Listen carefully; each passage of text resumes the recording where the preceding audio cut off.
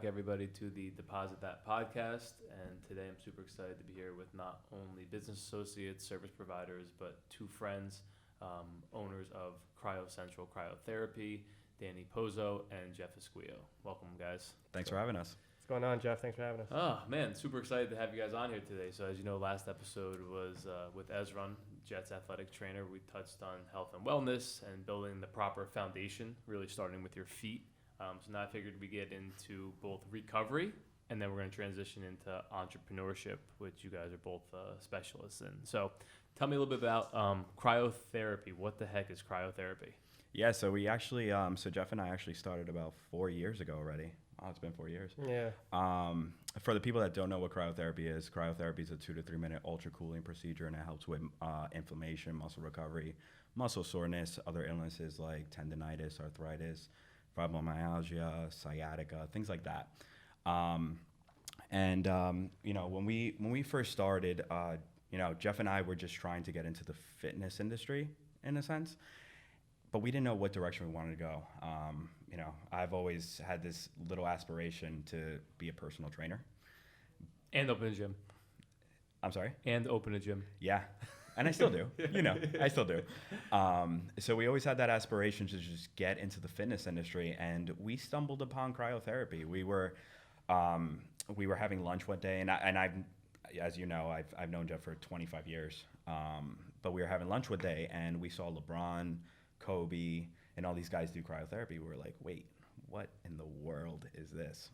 Yeah, it's funny because I remember back when I used to do competitive weightlifting and powerlifting, I noticed some kind of trend going on in California and even Texas for that matter.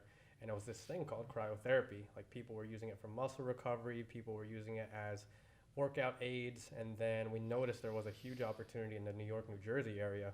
So like Danny mentioned, we've always been big into fitness. So this was right in our wheelhouse for what we're passionate about.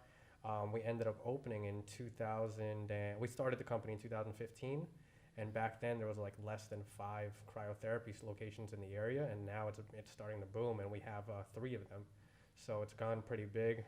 And you guys are franchising now, right? Yep, we are doing franchising. So we're trying to build out our clientele, build out the number of locations in the area, and things have been pretty good so far. Interesting. So again, cryotherapy, like, who needs to come to cryotherapy? Obviously, I know the answer to that. I'm somebody that needed it and got it and gets it.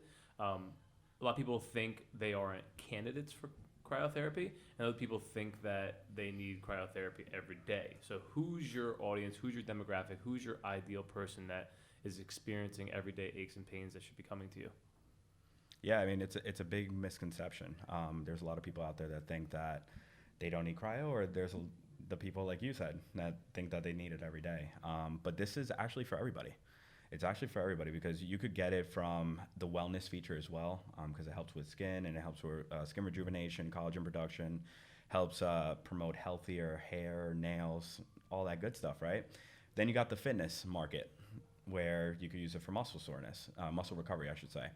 Use that, and then you got the people that are going through pain, and they're using painkillers, getting surgeries, which is a major problem in the country. Yeah, and this this is just a holistic alternative. Is cryo addicting, like painkillers, or no? It could be. The results.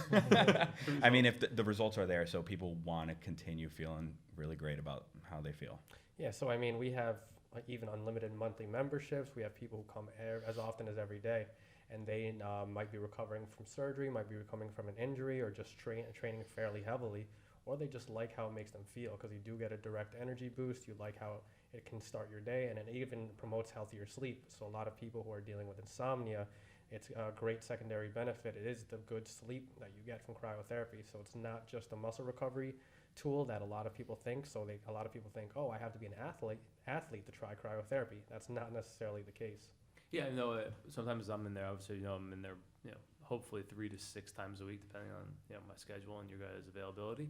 But as I'm sitting on the Normatec sleeves, which is a complementary product, service to cryotherapy, I see a lot of people coming in that aren't athletic, that really aren't in great shape, but they use cryotherapy as part of their weekly routine. So do you have to be like a 9-to-5 employee to get cryotherapy? Do you recommend it? And then if so, how many times per week at minimum should someone come?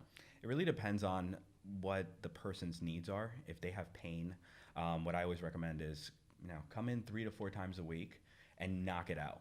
Just knock it out completely. Try to knock it out, get it out of your system, and then you could possibly scale off in the long run. For a person that's doing training, whether it's fitness, powerlifting, CrossFit, whatever the case may be, they could do it depending on their needs and how much stress they put on their bodies. They could do it twice a week. They could do it 4 times a week.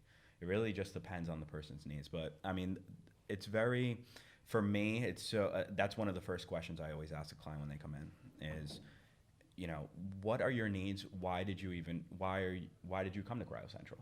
What are your needs? Why are you looking to do cryotherapy? And then you could kind of gauge why they're there. Is it because of pain? Is it because they're trying to, they're doing it for fitness? They want to try it because they saw it on TV or whatever the case may be. Well, I think it's cool, right? Yeah. No pun Literally, intended. freezing cool, yeah, right? But I've had that. People are like, oh, I just want to try it. But Yep. wait, what are you doing it for? Like, what's your purpose? Right? Exactly. And it's an Exactly. experience in itself. Like a lot of people just like trying new things. Do Sometimes it for the gram. doing it for the gram. It's a great photo op, but at the same time too, it's just a cool experience that you've never heard of, and you see on TV, and you think that it's only for pro level athletes, and you just want to try it. So that's why we get a lot of people who aren't really like athletes per se, but just want to try the experience, and then they end up getting hooked because they see a lot of the benefits right from the start. Now, where do you see the industry headed? Obviously, it is like other health and wellness, not covered by insurance, right? The benefits are better than painkillers, if you will. Do you eventually see maybe insurance picking it up or offsetting some of the costs? Because obviously, I know your guys' costs are very expensive, contrary to what people believe. Rent, light, electric, product, the actual, tank that you have to get in order to fill the chamber with, the actual machine, Yep. cost of doing business, right? Yep. Is insurance going to eventually pick it up, in your opinion, or should they pick it up? I think they will. I think we're about 5 years down the road from that actually matriculating. It's one of those things where when you get the FDA involved, right? They try to look at everything, and they want to make sure that there's scientific results to, let's say, anything that they approve, that they put Bill Nye to come Yeah. in and check it out. Yeah, right. Science pretty guy. much. But before they approve anything, they just want to make sure that it's scientifically proven. I don't need we personally, We're walking, talking testimonials, yeah. even you, right? You know what it could do. You feel good. People are feeling good. We have so many clients that come out and, they get all these surgeries and things and taking painkillers, and they still don't have the results. But as soon as they jump into the chamber, they feel great. Yeah, I mean, we'll show, obviously, when we do the production of this, we're going to show them my ankle surgery, swelling, No. recovery, and then when I went Yeah. to cryo, and how the inflammation went down literally in a 15-minute session, a week removed from surgery. And I was actually able to stand up the next day because the inflammation came down so much, my foot could actually straighten out a little bit. But when I first started coming to you guys, I started coming in end of 2015, early 2016, right when you had opened up. And I was coming off a pretty bad hamstring injury. And at the time I was playing 100 softball games in like an 80 to 90 day span, right? And I could tell you that I would literally go before the softball game and come back after the softball game for the Normatec sleeves and cryo. And the next day my legs felt as refreshed as if I had never played the previous day. See, the beauty of cryotherapy, it's actually been around since the 90s. The only reason it started to get popular because it was in 2013 when Mayweather fought Pacquiao. Mayweather was using cryotherapy Really? as a way to get started as training for his fight. So then that's where the popularity of the industry as a whole started to grow. And now more and more people are getting educated about cryotherapy, what it can do, how it can help. So the industry as a whole, everything is trending upward. If you notice, a lot of more people are more health conscious, watching their calories. Every restaurant now has their calories, so people are being more mindful of their health. So the the boutique fitness and health industry, everything's going up, and that's cryotherapy included. So explain to me what happens. So someone, obviously, again, I know, but tell the listeners. So someone comes to Cryo Central, right? They do their buy one, get one off. They do a monthly membership. They pay for one time, whatever. And then they step into a negative 250-degree chamber, right? So from the time you put them in their slippers, high socks, gloves, right? You can wear underwear if you want. I highly recommend it. And step into the chamber. What happens? Yeah, so most of our clients, the first thing I always ask is, because you see it, you see a client's face. Will you sign my waiver? That's the first thing. It's a questionnaire. No, but most of the clients that come in, the first question I always ask, because you could tell on their face, especially if they never did cryotherapy before, they're anxious. They build up all this anxiety because they hear all these things of how cold it is, the extreme temperatures. It's not that bad. Yeah, most people when they try it the first time, they completely understand like, oh, this wasn't so bad. This wasn't expected. I was expecting it to be like I They just definitely jumped psych in. themselves out. Exactly, and that's exactly what it is. And a lot of people like right before they jump in, oh, can I go to the bathroom? So there's a lot of fear Get that a into lot. trying it. Can I go to the bathroom first? Yeah, right before they go Or your in. pee's gonna freeze inside of you. Yeah, Yeah, that's so- what they think. Yeah. So there's a lot of hesitation, but a lot of people once they try it, they completely understand what it's about. Like it's not the most enjoyable experience. It is cold, but once you get out, you feel that refresh flow through your body, and you're just like, oh, now I completely understand. Yeah, so pretty much, I mean, when they get into the chamber, their body goes through vasoconstriction. So that's the shrinking of your blood vessels. So it doesn't allow any. And male parts. No, no, that's why you have underwear on. No, but so the blood doesn't constrict to the skin surface. So that is what makes you really cold. But your core temperature actually stays stable. It stays the same, warm. So cryotherapy, if you had to pick the top 3 ailments people have in everyday life, right, that they experience, whether it's tightness, arthritis, tendonitis, whatever, lack of sleep, what are the top 3 things that you believe cryotherapy helps with? Arthritis and tendonitis have to be on the top. Just joint pain in general, just any inflammation throughout your body. Sciatica is a big one. And then, of course, the muscle recovery, because we do get athletes who are training fairly heavily. This is a nice tool for them to get recover faster so they can train a little harder. So we get a lot of those athletes, the joint pain. So it's just a numerous amount. To pick 3, it's tough because we get so many different clientele through that door that just cryotherapy just helps them. And it's just, like Danny mentioned, a holistic health alternative. So they're just finding a way to stop taking meds, stop taking pharmaceuticals, and this just happens to work. Now, for your person that's never done cryotherapy before, right, never did an ice bath, doesn't really take care of themselves the way they should, is it recommended to front load cryo where like you do it 5 times a week for 2 weeks straight and then wind off of it and then maintain 1 or 2 times a week after that? Or what is your recommended dosage, if you will, for your everyday average Joe that doesn't really take care of themselves the way they should, like a professional athlete would? I mean, I would honestly say do it twice a week, see how you feel, because those when you first do it, the symptoms, the feeling that you get from doing the cryotherapy lasts about 72 hours. So you have 3 days of I've benefits. had clients that said that they felt the benefits for a week. Wow. So it really depends on the body, depends on how much stress you're putting into that, right? But for a person, let's say an average Joe, 2 times a week I think is good. And then how many days in between? So if you say 72 hours, come like Monday, 3, Thursday, 3, or 4 days. Tuesday, Friday, whatever it is. Yep. It's in between. Yep. Interesting. Have you guys had people that, obviously, you said come every day. Yeah, that you. have really, not anymore. I have a 10-month-old that really go above and beyond. And are they getting more benefits, or is there to a point where like you're capped out at the benefits and you're really just coming just to come and hang out in the environment? Well, I mean, it's pretty much the same principle as why we put an ice pack on our bruises, our aches and pains when we get hurt, because the ice pack brings down inflammation. Cryotherapy is a giant ice pack for your body. So essentially, if you're recovering from surgery, or if you have dealing with severe inflammation, or if you just have aches and pains, like coming more frequently than not would be more beneficial. And as Danny said, you can taper off as you recover and get a little bit better. So it's all a matter of what is suited for your needs. Yeah, and we didn't even touch the beauty aspect of this, right? So a lot of the people that do come every day are women, and they're trying to get that whole skincare part of the cryotherapy. Well, you guys also have, I know you have cryotherapy, but then you also have a local cryo machine, and then you also have something that is like cool sculpting. Do you want to touch on that so we could touch into the beauty aspect of it and like rejuvenating your face and your cells? What is that? Sure. So the local, I'll talk a little bit about that, is pretty much targeted cryotherapy.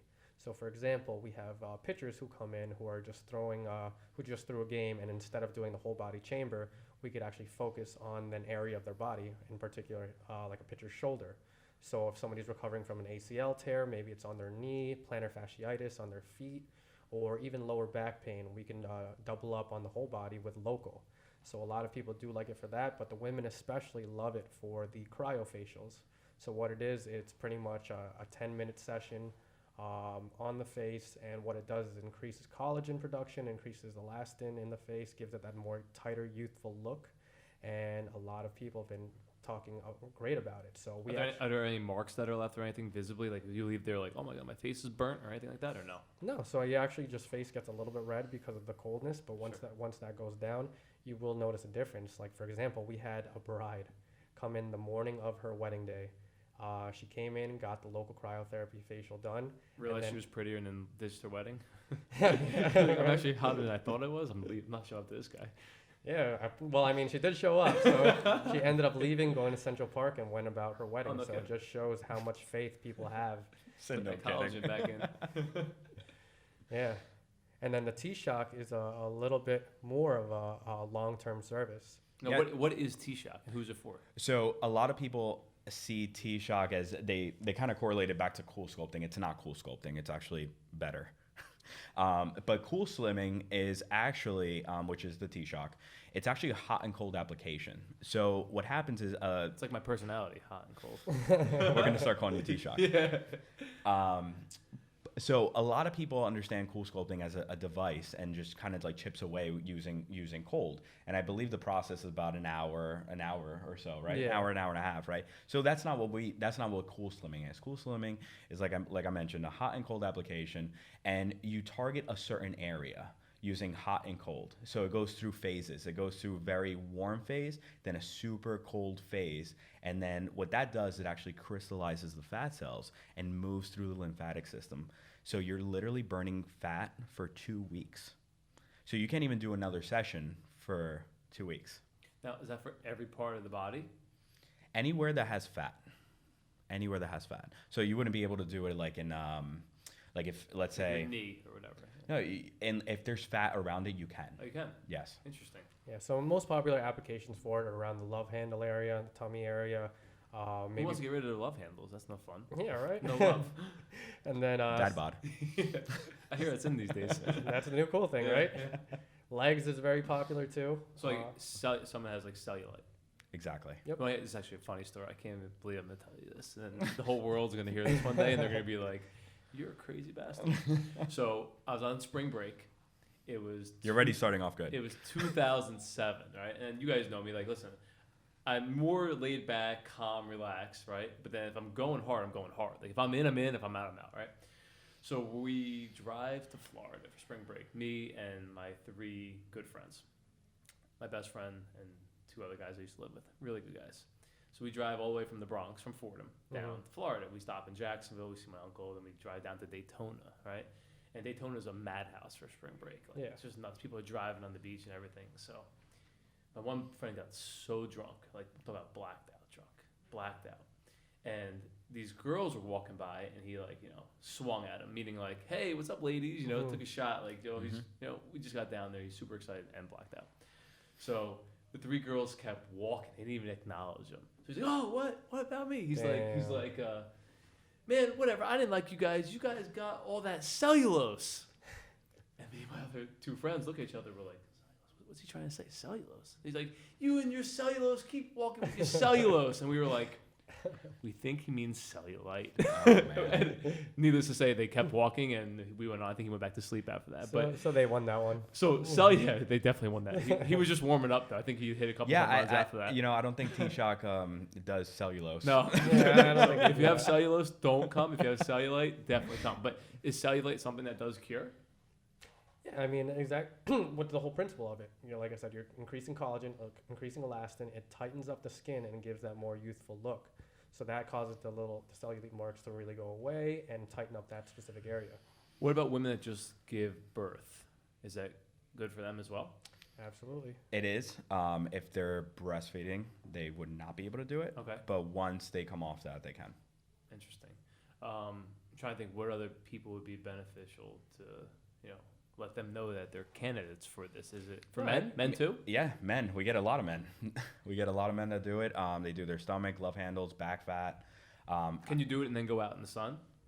Yes. Oh, you can. So like, Yeah. if like someone wanted to start now and try and get their six pack by August, they could Yeah. come out, still go out and tan in the sun, and Yeah, come back yeah. after that. Yeah. And then So- we also didn't even touch upon like the neck, the face area. You can do Mhm. that as well. Like people have like the Yeah, chicken gobblers.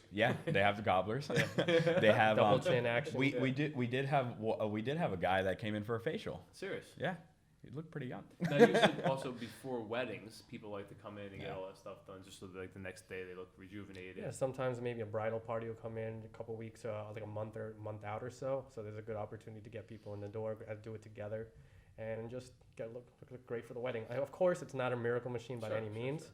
sure. With on top of a proper diet, this is a great supplement for it. Yeah, I mean the coolest thing is that we do get a lot of people that've done cool sculpting before. A lot of our clients from T-Shock are from cool sculpting. Right. They Right? upgrade. Yeah, they upgrade, and in terms of price, it's not an upgrade, Right. but It's a downgrade in price. yeah, you it's a get- downgrade in price. Compare apples to apples. So cool sculpting is X, T-Shock is how much So on average? cool sculpting runs about like $4,000 to $6,000. Mhm. Okay. For our T-Shock session, one session is $349, Wow. and then we have a 5-pack that's So $1,500. 90% discounted. Yeah. Less Well, yeah, for I better mean, service. for a Because better essentially, service. cool sculpting came out first, and that was the first science behind it, and everybody just jumped on that. But what it is you have a device put on your body, it clamps on, and it's kind of set it and forget it. So you see your aesthetician right in the beginning, and then you don't see them for an hour. And once you remove the device, it's kind of like a pruny, like kind of not a pretty What look. the hell is that? Yeah, well, there's Uncomfortable. T-Shock. Yeah. Exactly. T-Shock was kind of birthed from the idea of cool So sculpting. it's more efficient. Yeah, so the idea of cryolipolysis, which is where fat cells get frozen and damaged when exposed to extreme cold temperatures, this was created after seeing the inefficiencies of cool sculpting. So we literally have what we call a cryotician going back and forth on the area of your choice for about an hour. So it's more hands-on than just a set it and forget it type of machine. So as you know, most of our listeners are entrepreneurs, want to be entrepreneurs, everyday average Joes, 9 to 5 grinders, right? You both were at one point in your younger lives 9 to 5ers, right? Everyone thinks entrepreneurship is cool, owning your business is cool, it's easy, right? Everything goes as planned. We're going to dive deep into your accounting right now because obviously we've had very open discussions. Tell me about your early mistakes when you first opened Cryo, and be honest with everyone and let them know exactly what didn't go right and what went much more wrong than you had originally expected. You want to go first? Yeah. So, I mean, in the very beginning, like Danny and I bootstrapped this. Like we took all of our savings that we had from about 7, 8 years of corporate America and just put it into the business. So, I mean, that's kind of what we chose to do. A lot of people do capital funding from the beginning. To give an example, just so people understand numbers, right? What did you both equally put in day one? Or what did you guys think you would need day one to fund the business? Day one, we came out and said, okay, let's each of us put $20,000 into So this. 40,000 total. 40,000. Yep.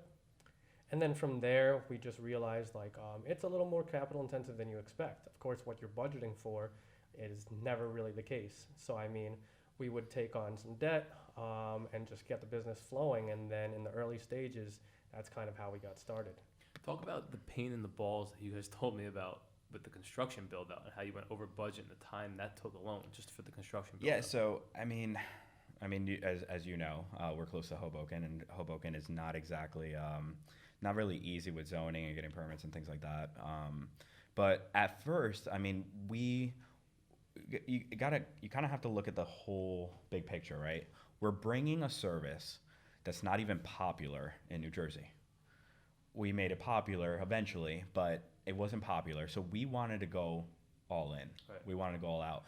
A lot of people weren't even educated on cryotherapy at the time. So we just wanted to make sure that aesthetically everything looked good. Image. It looked good. It was on par. When people come in, they have a welcoming feeling. So we spend a good amount of money. Now I know a lot of people out there would spend $100,000 to $150,000 on construction. We didn't spend that, but we drained our account on just a construction. What did your build out alone just cost you, estimated? It was close to $35,000, and mind you, we just put in $40,000. So now it's Before like, you even open the doors, you're out. Yep. Exactly. 95% of what. And we're not even sure if the business is going to work, so we put our asses on the line. But I mean, we believed in our idea and we thought it was going to work, and now we're moving closer to location number 4, and we've gotten a little smarter about how we do things. Like initially, we were like, oh, let's build out a white box facility and build it the way we want. Now our mentality is more like, let's just get a facility that's ready to go where we have to do minimal construction. So we've learned from our mistakes and then just improved on it. So again, because I know this answer, I'm gonna tee it up nicely for you guys. So it took you a long time to be profitable on average monthly, right? Obviously, you know what your costs are, your payroll, your rents, your insurance, Absolutely. your expenses, your inventory, your overhead, right? Mhm. While still losing money, you guys decided to double down and open a second location, basically taking on double the risk, double the debt, double the liabilities, expenses, payroll, everything, if not 2.5 times. Why would you guys double down on a business that's losing money? So I had, I think Jeff, by the time we opened the second location, Jeff jumped off of corporate America. He went full-time entrepreneurship. I was still in corporate America. So he left 9 to 5. He left the 9 to 5. Go I'm all out. in I'm out, guys. So he Deposit that. he went out first, and we had the conversation about, he was jumping off. I was like, okay, well, I'm going to stay on. I need to be the financial stability for both of us at the time. This is like a marriage, You would say he is your work husband? Yeah, Right? don't tell my wife that. His wife gets a little upset, but I mean, she shares. my wife understands. Hey, Laura. But so we had that conversation. We had to have that conversation about, okay, well, I'm going to stay on. I'm going to be the financial stability. If we need more money, it'll come through me. Okay. Now, why did we do that? I mean, now we look back at it and we're glad we did it. But we did it because we believed in the product. We believed in the product, and we knew that if we had all the money in the world, this was a profitable business. Because if we think about it, all our startup costs, all the debt, all that stuff, if we had the money, we wouldn't have a problem. It'd be a profitable business. We always knew that. So we're like, okay, well, now what's the next step? We want the business valuation to go up. So let's open up another store. Let's see how it does. That second store ended up being better than the first.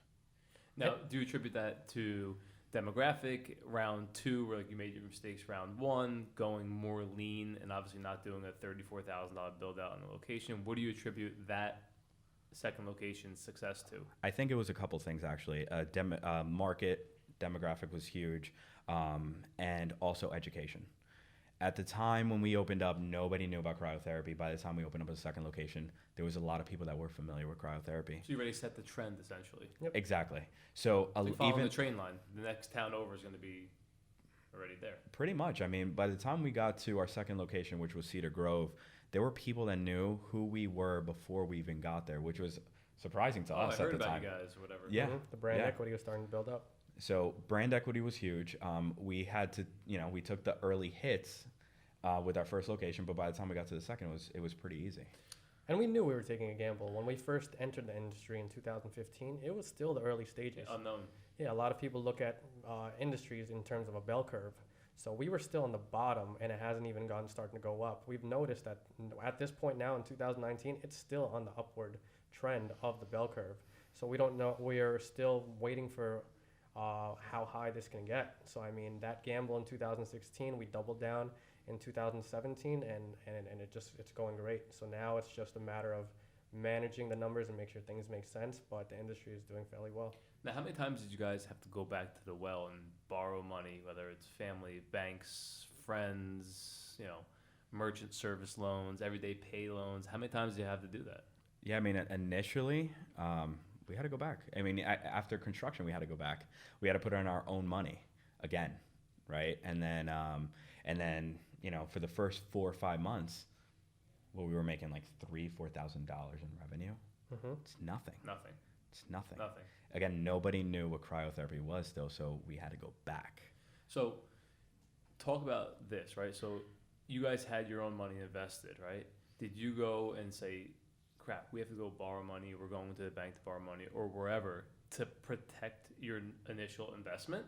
Or was it as like, hey, you know what, we really believe in this. We're doing this just so we can keep putting a Band-Aid over, you know, what's coming down the road. Like we're bridging, you know, where we are today to where we see this future in 36 months from now. Because most people, as you know, probably would just give up or stop paying their bills and then go under, right? To be an entrepreneur, you definitely, you just have to have a different mindset about this. We 100% believed in the product that we were giving out. We believed in the service.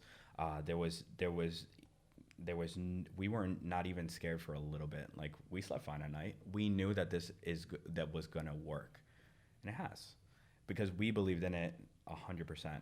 You know.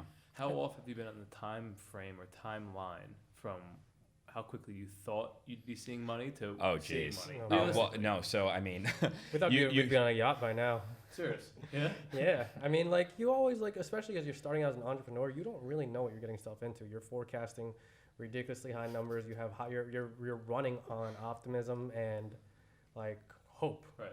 And it's unrealistic because you really have to go into the numbers. You have to know the numbers. You have to take a calculated risk. This isn't something that everybody can do. Like you can be passionate about what you're about, but you also have to have a business mind behind it too. That's so funny, right? So I think, you know, one of the things we always speak about is like turning your passion into income, turn your passion into, like, you know, your livelihood, right? Whether it's part-time, full-time, or occasionally, right? People obviously try and make a profit off their passion, but don't have the business mindset to do so. Do you recommend people trying to turn their passion into a profit, or do you think they should just keep their passion a passion and profit somewhere else? So, I mean, well, the three of us collectively, we all just recently went to an event hosted by Grant Cardone and Damon John, and one of the underlying messages of the entire thing is, if you want to be an entrepreneur, you have to have courage. You have to be willing to put your ass on the line and know that this might not work out. So if you are passionate about something and you want to make it into a profit, you won't be successful unless you have courage, because it's going to be tough from the beginning, and you have to be able to get through it, kind of like what we did, and make it work. And it's like problem solving. You have to be a good problem solver. You don't necessarily have to be a great business person, but you have to be a great problem solver. Dane, tell me real quick, tell everyone real quick, I was there, so you don't have to tell me, unless you want to refresh my memory.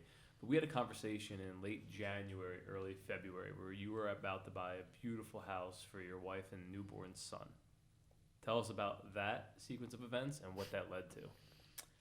Yeah, so so I had this idea that, like everyone else, everyone has this American dream. Now, I've bought a house before. I bought a multifamily back in 2012 when the market was still a little bit down. But I always wanted a single family home. And I owe that. I felt like I owed that to my wife, and especially to my newborn. And at the time, I was still in corporate America. And, you know, when you have a salary, when you have that comfort zone, you don't really realize how much shit you spend, like how much you actually really spend. And to me, well, you always know when money's coming in. Yeah, it's a safety net. Stable. It's stable. It's a safety net. It's a comfort zone, right? I was about to get myself into a $5,000 mortgage, and $5,000 a month mortgage. Yeah, $5,000 a month. Just one $5,000 mortgage. Yeah, I thought it was understood. I'm gonna buy a $700,000 house for $695,000. $5,000 a month, and my wife $60,000 a year, in case you're wondering. Yeah, so I mean, like, at the time, I mean, I had a great job. I had a great salary. My wife does really well for herself as well. She works on Wall Street, and we could afford it. But that wasn't my goal. My goal was to leave corporate America. So once I realized that, you know, I went into the house. It was literally a beautiful home. It was everything I could think of when you walk into a home. But then I started realizing, I started nitpicking at certain things. I started looking at little things and like, oh, I don't like this, I don't like that. And I started realizing, do I really? I think you called me up one day. You were like, can you believe the kitchen knob is white? I'm like, can you believe you can change it? I don't Get think this house out of my face. How dare you? No, and it was something along those lines. I think it was a crawl space, actually. Right? It was a crawl space. I was like, you believe this? A crawl space? It doesn't have a basement. But, you know, we get so caught up when we have salaries and we have a paycheck. We get so caught up on materialistic things. That was a big changing, like a big altering part of my life. Like my life changed from that moment. I turned that house down because as soon as I turned that house And you down, had an accepted offer. yeah, Offer was accepted. I mean, I was scrambling for things, to just get out of the offer. So at the time there was a sense of mold in the crawl space, and I used that to all a sense of mold. Like there wasn't paperwork or anything. Yeah. There was just it I looks was like there was wetness here. yes, exactly. I said I threw out every excuse I could find, and then at the end of the day, I was like, oh, I had just had a newborn, can't risk it, blah blah blah, and I just wanted the deal to be dead. And funny thing happened was as soon as that deal got killed, I quit my job, and Left then the 9 to 5. yeah, the 9 to 5. I quit my job and then and went full mode. And then I believe you were going to look at $5,000 a month rentals, though. Yeah. Oh, that was in between, wasn't it? You forgot that fun part. Get the mortgage. Yeah, Let's get a yeah. rental. I was like, well, that doesn't make sense. So what did you wind up doing? I ended up sucking it up and my parents had an apartment, but at the same time, like I could have gone. Apartment, they have a 2-family home with an empty Yeah, apartment. yeah, they have a multifamily as well, and they had an apartment, and I had a newborn, so I wanted them to be with their grandparents, most importantly, and it was a tremendous help for us as well, because I'm super busy, my wife's super busy, so I ate that. Now think about this, right? So combined, you and your wife make a couple $100,000 a year, right? You own a 2-family yourself, which is an investment property, right? You could buy a $700,000 house, right? Drive a Mercedes, but you decided to move back into a cheaper rental with your parents. Was that humbling? Did that do anything to like your pride or ego, or like, oh man, I have a wife and kid, like I'm moving back in with my parents at 30? So I always thought that I never had an ego. I didn't care as long as it made sense. I'd do it. And I'm not the type of person to be like, oh, I don't want to move back to my parents' house for whatever reason. No, I don't care. As long as it makes sense. And the sense for me was my child, because I was like, I was raised that way. My grandparents raised me. So I was like, I want to give him that.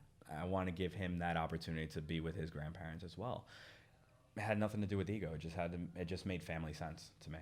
Interesting. Do you think your average person that has the same opportunity to move into a family's rental or pass on that $600,000-$700,000 beautiful 1-family house with taxes at $15,000 to $20,000 a year for a school system to sacrifice 1 to 4 years while your kids are still growing up or while you're getting yourself on your feet to move back in with family? Do you recommend that to people?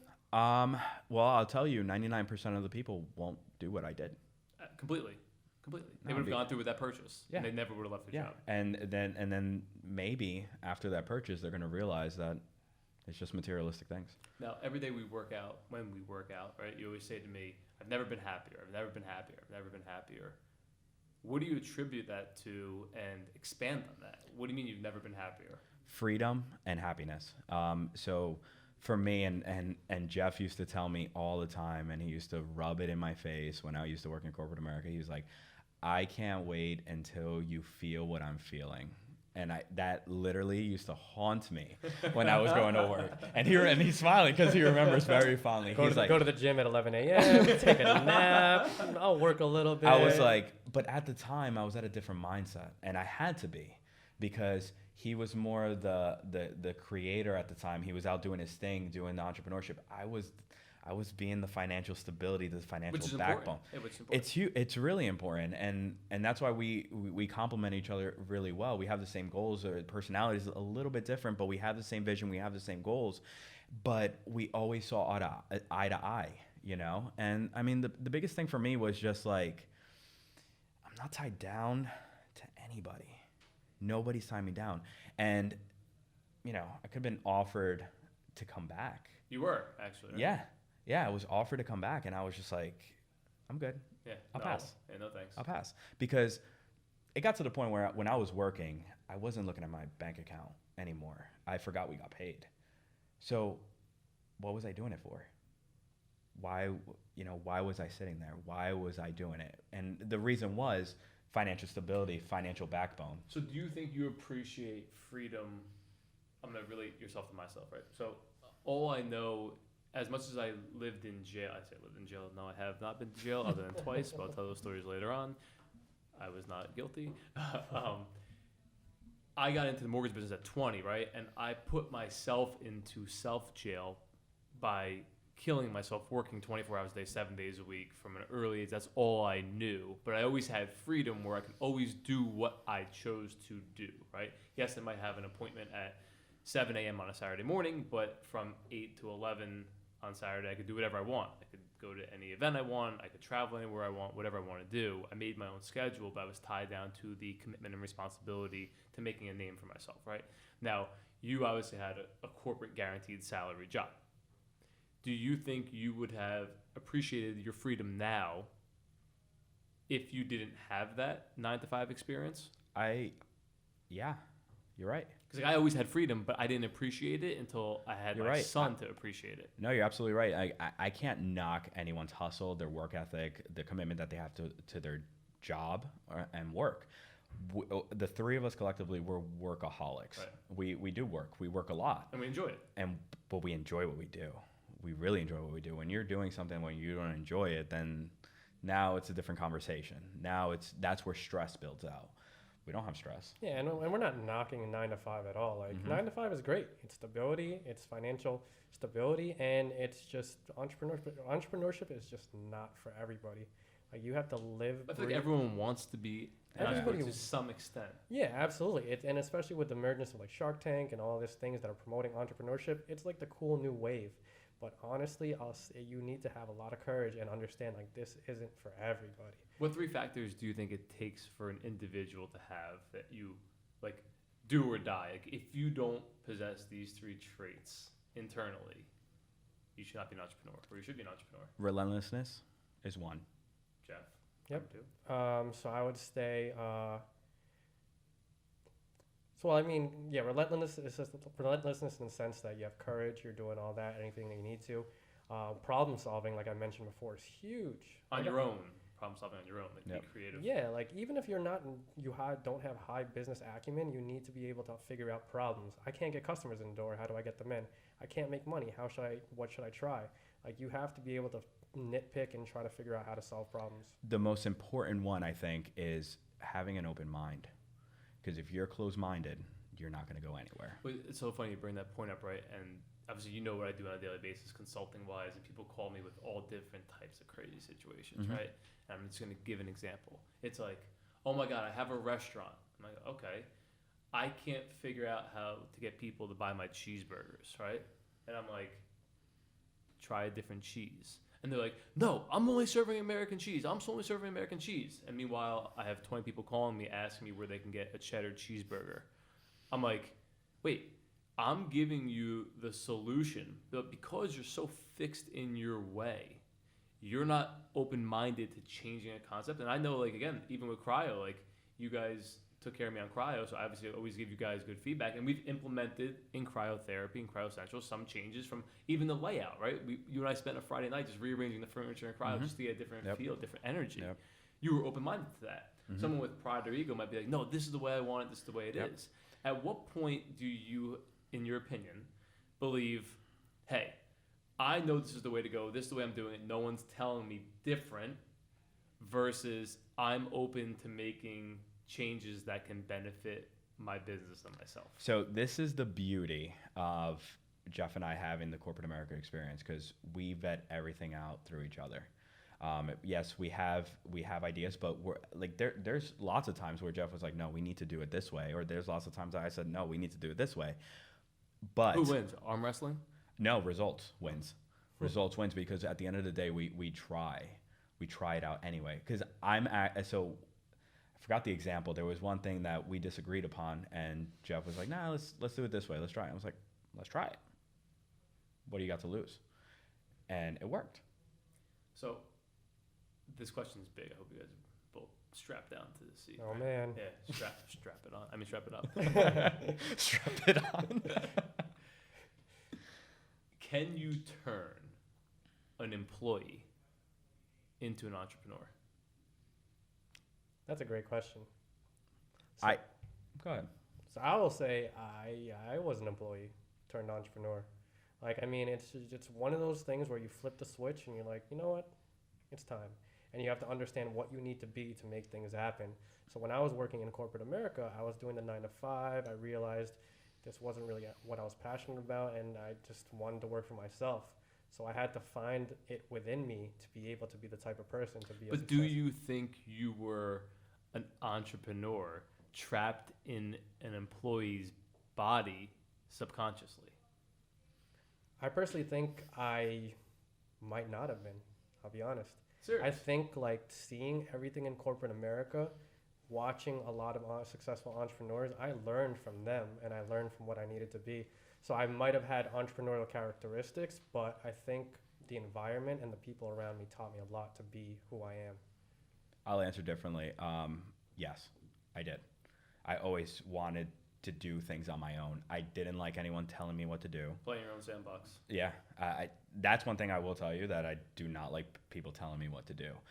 We could share ideas, but that was one thing from corporate America that I don't miss at all. So when growing up, I always wanted to be an entrepreneur. I knew I wanted my own business, but I wanted to conquer two worlds. I wanted to conquer entrepreneurship, and I also wanted to conquer corporate America. So I always saw myself, I always wanted to, and I know Jeff had the same aspirations at one point, to be CEO, CFO, COO of a company. Well, it was just a matter of, is it someone else's company or is it my company? But I wanted both at one point. And then I realized one is actually more valuable than the other. Yeah, when I got out of college, my 5-year, 10-year plan was I want to be like a top-level C-suite executive for a Fortune 500 company. And that was my goal. I got my MBA. I fully intended on going that route. And then the Cryo Central, the cryotherapy business just kind of fell in our laps. We saw there was an opportunity. We knew there was a good shot at making this work, and then we just jumped in, and that's when we became entrepreneurs. That was pretty nonchalant that you said fell in our laps. We kind of built it out. We built it out, but I mean the idea of like, that wasn't even our intention. We weren't No, you're right. we weren't actively searching for a business to start. We weren't trying to be entrepreneurs. Like, the idea just came up, we vetted it out, we started talking about it, we realized, hey, there actually is an opportunity, let's jump in. So it fell in our lap in the sense of we weren't out looking for cryotherapy business. We just knew we had that entrepreneurial itch where we wanted to start a business, and cryotherapy just happened to be the first one. So, a lot of entrepreneurs, especially the very, very successful ones, they always allude to mentors. And I think for an employee that wants to convert into an entrepreneur and do things on their own, I think they just need guidance. I think what it really comes down to is, are you risk averse, and are you willing to bust your balls and willing to take it on, full speed ahead and not worry about what could happen. Do you guys recommend listeners of people that want to start their businesses to take on partners or to do it on their own? You guys obviously have a special dynamic, special relationship, 25-year history, and you guys know each other in and out. That's uncommon. It's just call a spade a spade. You guys are very aligned. You think alike. And, from knowing both of you, you guys always do the right thing. Like, neither one of you just do what's best for yourself individually. You do what's best for the bigger picture, right? Which is the same, morals and values that I operate on, right? Yeah. And I've had partners that didn't do that, and I reaped the, responsibilities and repercussions from it, right? Financially, mentally, physically, emotionally, right? I was always the guy that just wound up eating the shit, if you will. So what do you guys look for in a partnership, and how do you guys recommend people, if they're going to have a partnership, how do they approach that? So I'll start by saying it's a numbers game. I mean, you're very, like, even at the most capable level, there's just so much you can do just by yourself. So if you can bring in somebody who's like-minded, aligned with your goals, your visions, and brings in resources that you might not have access to, there's always value in that. So I mean, I think if it makes sense, if it makes dollar sense, if it makes sense within the team, how the way it gels and how everything works, I always agree that more is probably better. But like you mentioned, you got to be very selective. We're not going to do the business with anybody who just throws money or an idea at us. Like, choosing a business partner is just as important as choosing a life partner that you get married to. Like, this is somebody that you're going to be exchanging financials with, you're going to be talking to on a daily basis. This is going to be somebody that you have to treat as strongly as your wife or husband. So it's important that when selecting a good business partner, it's somebody that you've vetted out and you've vetted out thoroughly, because it's not something to take very lightly. Yeah, I don't want to give the misperception of you need to know that person for 25 years in order to do business with them. And like you mentioned, and we realize it. It's we know it's rare. We don't argue. We don't fight. We're always gelled. We're always gelling. We always come to a conclusion. But to his point, I agree. I think if you do bring on partners, you take a little bit of risk off of yourself. There's a lot of work that needs to be done, especially if you're a dreamer. And if you have aspirations to build out an actual company, corporation, whatever you're trying to do, you need a team. You need a team. Now, can you get employees to do that? Possibly. But if you could find someone that you can trust, you could tag team it and probably do better things, because 2 minds, 3 minds are better than just one. And yeah, I mean, you might be able to do it on your own, but if the goal is to scale, you're only limited to what you can do. So if you're really trying to grow your company to something bigger than just a small business, most entrepreneurs, they don't want to be business owners. They want to be entrepreneurs. They want to scale their business to a point where... But do you think entrepreneurs want to be entrepreneurs to say they're entrepreneurs, or to actually have a successful business? So that's another topic that we can discuss. Like, entrepreneurship is getting cool. Everybody wants to have that title.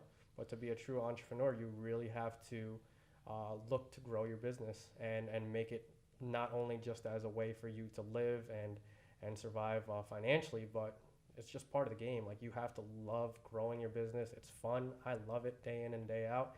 And I think that's what makes me an entrepreneur. Yeah, I think, even if there's a downturn in the market, that's when you really know who's a real entrepreneur or not. And we genuinely enjoy this process. To be an entrepreneur, you have to be okay with your bank account going to zero. And negative. Overdrawn, right? Overdraft fees, yeah, $35 a clip. You have to be okay with that. Yeah. That has to be it can't phase you. You can't worry. It's just a different mindset.